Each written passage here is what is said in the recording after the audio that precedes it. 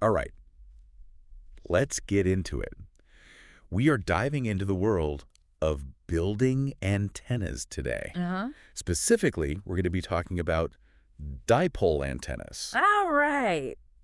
Dipole antennas. I know some of you listening out there are probably really itching to get up and running on HF. Yeah. And you know you need an antenna. Absolutely. And you've heard dipole antennas are simple. Yeah. So we are going to dive into all that stuff today. That's right. So yeah, let's do it. what is a dipole antenna? Well, a dipole antenna is it's two pieces of wire Okay. that are carefully measured and arranged Okay.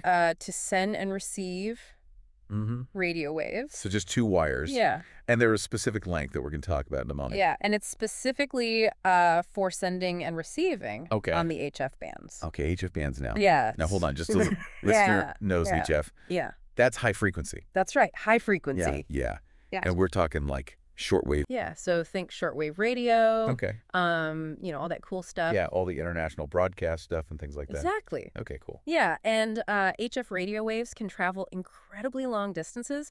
They do this by bouncing off of the ionosphere. Okay, the ionosphere. Yeah, and so this is a fantastic way to kind of tap into that and use that to your advantage. Now, how does this deceptively simple design actually work? So it all comes down to resonance. Okay. The dipole antenna is designed to be half of the wavelength of the radio wave you want to transmit or receive. Okay, so half the wavelength of the frequency. That's right. That you are trying to transmit on or listen to. Exactly. Okay. So picture this. Yeah. It's like a guitar string that's vibrating at a specific frequency to produce a certain note. Okay, I like that. Okay. I like that. Yeah, so it's the same concept for antennas. The length of the antenna determines its resonant frequency. Got it. Yeah. Okay. So the frequency at which it most efficiently sends and receives radio waves. Okay. So how do we figure out how long these pieces of wire need to be? There's a really handy formula for that. Okay. Okay, and the formula is the length in feet. Okay, length in feet. Equals 468. Okay, 468. Divided by the frequency. Divided by frequency. In megahertz. Okay, in megahertz. Okay, so for example, let's say you're aiming for the 20-meter band. Okay, 20-meter band. Which is around 14 megahertz. Okay, 14 megahertz. You plug 14 megahertz into that formula. And you get a wire length of roughly 33 feet. Okay, so 33 feet. Yeah. That means I need to cut two 33-foot pieces of wire. Not quite. Okay. Okay. Oh. Remember, the total length is half of the wavelength. Okay. So each of the two wires is half of that 33 feet. So you're looking at about 16 and a half feet. Okay, 16 and a half feet each. Yes. Okay, got it. Okay. Now, I remember you mentioned adding a little extra length for tuning. Right. Why is that? So you'll want to add about 6 inches to each wire. All right, so 6 inches on each side? Yeah, so an extra foot total after you calculate that initial length. Okay. And why do we do that? This is going to allow you to fine-tune the antenna for the lowest possible SWR. All right, now speaking of SWR, can you remind us what that is? Yeah, SWR stands for standing wave ratio. Okay, standing wave ratio. And it's super important because it measures how efficiently your radio waves are traveling from your radio to the antenna. Okay, so a high SWR means a lot of power is being reflected back into your equipment. Oh, no? Yeah, you don't want that because that can actually damage your radio. Okay. So ideally, you want an SWR of 1-to-1. Okay, 1-to-1. Now, what does 1-to-1 mean? That signifies a perfect match between your antenna and your radio. So it's like a smooth flow of energy out to the antenna. Exactly. So if you have a high SWR, it's almost like there's a kink in the hose. I like that analogy. Okay, yeah. Okay, cool. Yeah. So we were talking about wire, and now to connect the wire to the radio, we need to talk about coax. Yeah, coax cable. A coaxial cable. Can you tell us a little bit about what that is? Yeah, coaxial cable, it has a center conductor that's surrounded by an insulator. And then that's all surrounded by a braided shield. Okay, and this design helps minimize signal loss and interference. Making sure that your signal is getting from point A to point B. So it's basically keeping all of the signal inside the cable. That's right. And not letting it leak out all over the place. Yeah, it's like a little protected highway. Yeah, protected highway for all those radio waves to go down. That's right. Awesome. Okay. So we got our wire lengths. Okay. We've calculated those. Yeah. You've got a coaxial cable ready. Mm-hmm. How do we put this thing together? So it's surprisingly simple. You'll need 3 insulators. Okay, 3 insulator. And these can be made out of plastic or ceramic. Okay. And you're going to join the 2 wires at the center using an insulator. Okay. And then place insulators at both ends. Okay, so an insulator in the middle and an insulator on each end. That's right. Okay, and what does the insulator do? The insulator basically electrically isolates Okay. the wires from whatever it's attached to. Okay, got it. Okay, so then you're going to take your coaxial cable. Yeah. You're going to solder the center conductor to one side of that center insulator. Okay. And the shield braid to the other side. Okay, and does it matter which side is which? Nope, it doesn't matter which side is which. Okay, cool. So we got our wire attached to the cocase in the middle. Yeah. Using an insulator. Insulators on the end. That's right. So now I've got this wire antenna. Yeah. It's time to hoist it up, right? Absolutely. I've always heard height is important. Yeah, height is important. Okay. The higher you can get your dipole, the better it will generally perform. Okay. You can use ropes, string, even a tall tree branch. Yeah.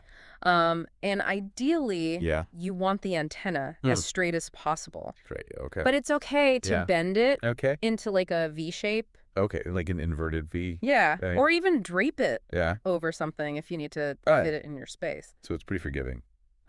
Within reason, yeah. Okay. Yeah, but now comes the fun part. Okay. Tuning the antenna. All right, so let's unpack that a little bit. What do we need for tuning? So you'll need an SWR meter. Okay, SWR meter. And these are often built into modern transceivers. Oh. But you can also get them as a standalone unit. Gotcha. Okay. And you're going to use this to check the SWR at different frequencies. Okay, at different frequencies across the band. Exactly. Okay, and this is where those extra 6 inches of wire come into play, right? That's right, yeah.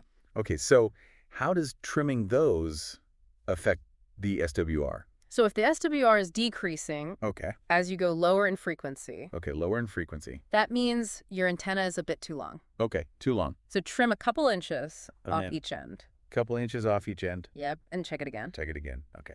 And if the SWR is increasing at the lower frequencies, then your antenna is too short. Too short, okay. And you'll add a little wire to both ends. Okay, so it's just a process of going back and forth and trimming and adding until you get it where you want it. That's right. Okay. Yeah, and I've heard some folks like to plot their SWR readings on graph paper. Oh, yeah. Yeah. Does that help? Yeah, that gives you a nice little visual representation of like what your antenna is doing across the band. Exactly. It's a great way to visualize it. Okay. Now, keep in mind that getting a perfect one-to-one SWR across the entire band is pretty rare. Okay. Okay, especially with a simple dipole like this. Okay, so what's a good SWR target? So you want to aim for an SWR of 1.5 to 1. Okay, 1.5 to 1. Or lower at your center frequency. Okay, my center frequency. Okay, and it might rise to 2 to 1. 2 to 1. Or a bit higher. Okay. At the edges of the band. Edges of the band, okay. Yeah. The key here is to adjust the length. Okay. So that your lowest SWR covers the frequencies that you're most interested in. Okay, so if I'm only interested in like the middle of the band, I can tune it so that the SWR is good in the middle. Exactly. Okay. And maybe a little higher on the edges because I don't care. Because you don't care. Yeah. Yeah. Okay, cool. Yeah. It's amazing to think that something as simple as 2 wires I know. can unlock the world of HF radio. It is pretty cool. Yeah, what a testament to the ingenuity of early radio pioneers. Those guys were really smart figuring this stuff out. Yeah, and it's just 2 wires. Yeah, and it works. And it works. Yeah, it's pretty amazing. Yeah. And you know what? Yeah. This basic dipole design has led to a whole family of variations. Okay, different types of dipoles. Exactly. So you have like the inverted V dipole, the sloper, even folded dipoles. Okay. Each of those have their own advantages and space requirements. Okay. So, you know, it's kind of a choose your own adventure. So what you're saying is this basic dipole is just the first step on a much larger That's right. antenna adventure. That's the beauty of it. I love it. Yeah. Well, this has been fun. Yeah. I always love diving into antenna stuff. It's fun. Because it's just so interesting and it's magical. Yeah, magical and Yeah.